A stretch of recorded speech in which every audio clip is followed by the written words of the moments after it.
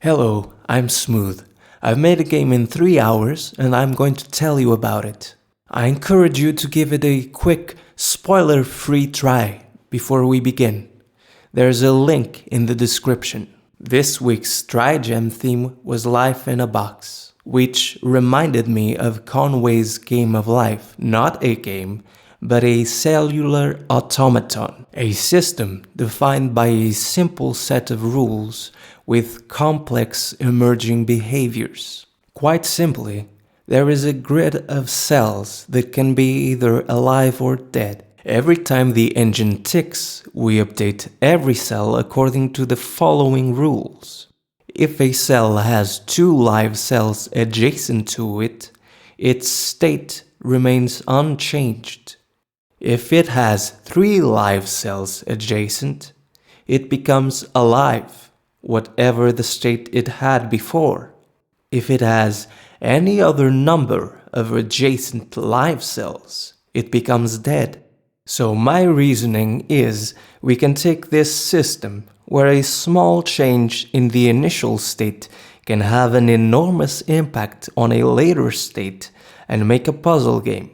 We can give the player a goal state and ask them to generate it. We limit the player to a square area which they can edit so that they cannot simply input the end state and solve the puzzle that way, which would not be a very good puzzle. It also fulfills the box part of the theme, Life in a Box, beyond the fact that we also limit the general play area because it simplifies things. This creates a game in the sense that now we have a goal to be achieved following some constraints. However, unless the players were already experts on Conway's Game of Life, they are likely to fumble aimlessly because of the unintuitive behaviors it generates. So care must be taken when designing the levels to present challenges that the player can reason about. We want to teach things to the player in a non-intrusive way. Fortunately, the rules that we have defined allow us to do that already. Limiting the editable tiles means we have control of the tiles that the player cannot edit. So, if we had some construction to a level, the player will see what it does and be able to learn by example if we ask them to replicate it. These are fairly trivial puzzles, simply asking the player to mirror what we do with perhaps some minor transformations. They could be used as the building blocks that introduce new concepts and build to more complex puzzles. However, our development time is limited, and so is the attention and energy of our players, especially for a jam game. So we'll try to keep it simple. As for the technical aspects, creating the life engine is obviously simple. However, we will have to define a lot of behavior ourselves because it's game specific, as opposed to a game that leverages an engine's existing functionality, such as physics. We'll need to provide the player with the tools necessary to view, edit, play, rewind, reset, and view the end goal, and do our best to make these interactions pleasant. Again, we'll do the minimum, accepting the limitations a jam game must yield to. It is my intention to load the levels from run-length encoded files. This way, I can simply copy both the level and the solution from Golly, an application that simulates Conway's Game of Life, as opposed to having to input each manually in Godot, which would be error-prone. What now follows is a time-lapse of the entire development process. Unfortunately, there are some points in which I capture the wrong window, so you can't see what's going on. I'll be back in the end with some parting thoughts.